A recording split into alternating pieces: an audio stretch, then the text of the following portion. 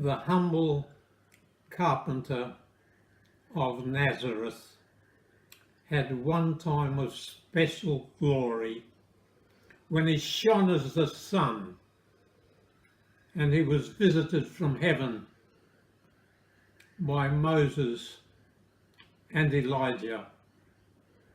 One word stands out in that conversation that was never forgotten by the three leading disciples who were there.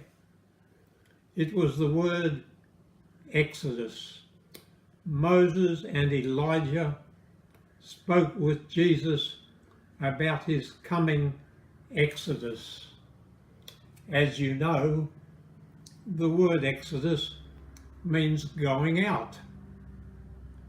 And the second book of the Bible is called Exodus.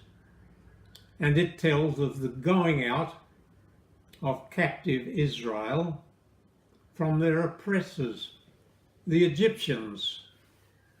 And so they cross the Red Sea, wander in the desert for 40 years, and then enter the Promised Land, the greatest adventure ever. That was Israel's Exodus. Now Moses and Elijah talk with Jesus about his Exodus, his long journey from Capernaum to Jerusalem, then from life to death. It's important we understand that our Lord Jesus was the true Israel. God had called the smallest nation in the world to be a light to all the other nations, to show by example the blessings that came from obeying God. Israel was to be the teacher of the world. Jerusalem was to be the metropolis of the whole globe, a diadem of glory. But Israel had failed. When we look at the early days of Christ, they duplicate the early years of Israel. When we open the book of Exodus, the king of Egypt condemns all the newly born male children of Israel to death, but one escapes. His name was Moses. When we open the New Testament, King Herod condemns all the male children of Bethlehem to be killed, but one escaped. It was the one like Moses, Jesus.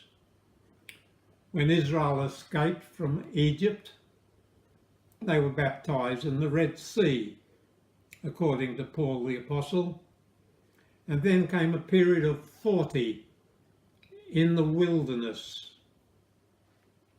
Also we find in that story the giving of the law from Mount Sinai. And so the real Israel, who never failed, escaped the king's death threat, was baptized in Jordan, spent a period of 40 in the wilderness. For Israel, 40 years. For their Messiah, 40 days. And the parallel to Mount Sinai, of course, is the Sermon on the Mount. So we are looking at the Exodus of Jesus. The journey from Capernaum to Jerusalem was about 100 kilometres, and it took several days, of course. But there's a very striking verse in Mark 10, verse 32, about that journey. Let me read it to you. They were on their way up to Jerusalem, with Jesus leading the way, and the disciples were astonished. Those who followed were afraid Again he took the 12 aside and told them what was going to happen to him. This is the 4th time he's tried to educate his disciples about his coming crucifixion. But they knew he could raise the dead. He could feed thousands with a few loaves and fishes. They didn't understand this talk of his, that he was going to die and be buried.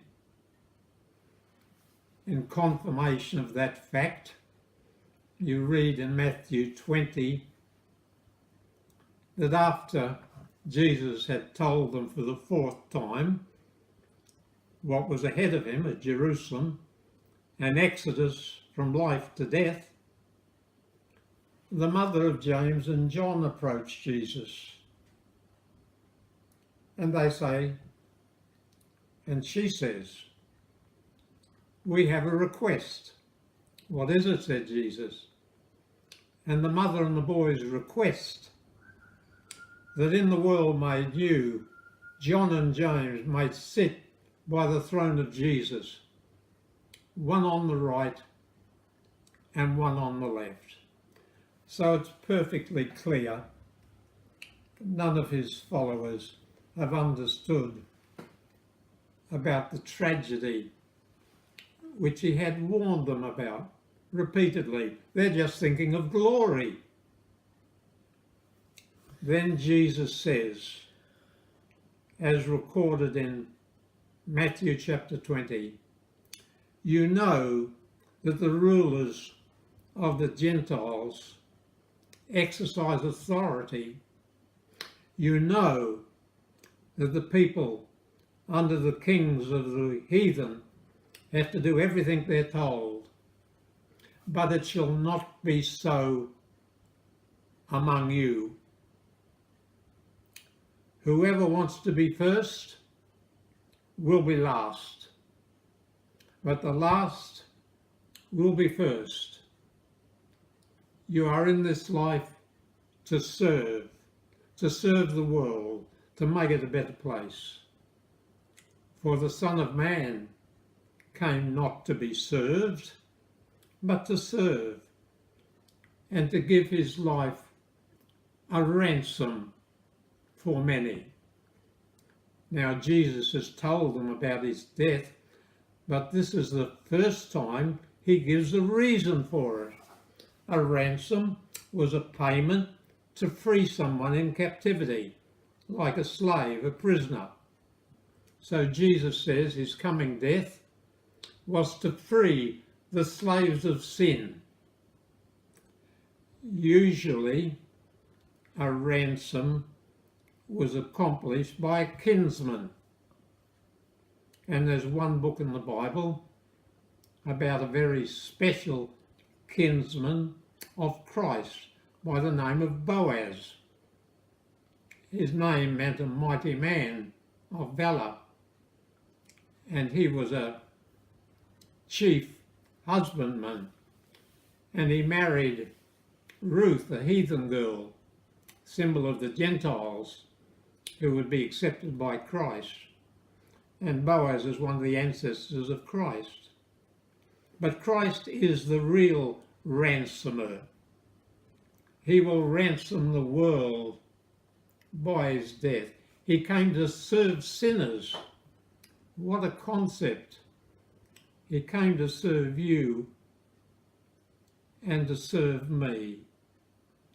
Do you remember what it says in John chapter 13? They're about to eat the Passover supper. But first of all, Jesus removes his outer garments, girds himself with a towel, fills the bowl with water, and proceeds to wash the feet of the 12, including Judas. But Peter won't stand for it. "You won't wash my feet." "If I don't wash your feet," said Jesus, "you have no part with me." Remember, he who is bathed only needs to wash his feet and is altogether clean. And you are clean. Fancy saying to these men, who soon would run away from him when he was captured in Gethsemane, one of them would deny him 3 times, with curses and oaths and blasphemies, and one would sell him for a few pieces of silver. And Jesus says to them, after he's washed their feet, "You are clean." What he meant was, however weak we are, however foolish we are, however sinful we are, if we depend on Jesus and trust in what he's done as a servant for all mankind, then, dear friends, we are counted clean. Notice the word accounted. It reminds you of the word justification in the New Testament. Never means make righteous. It always means account righteous. And Jesus is saying if we're linked to him by trust, we're counted clean, righteous. In a prayer that he made to the Father concerning his disciples, he said, "They've kept thy word." How could he say that? Did he have a bad memory? Was he blind? No. Jesus only sees the believer in himself, for we are complete in him and we are accepted in the beloved, and there's no condemnation despite our countless failures. So, my friends, I want you to think on the word Exodus and what preceded it. Disciples like you and me, weak, erring, foolish, yet counted clean, counted as though we've kept the commandments. What good news. Indeed it does make the heart to sing and the feet to dance.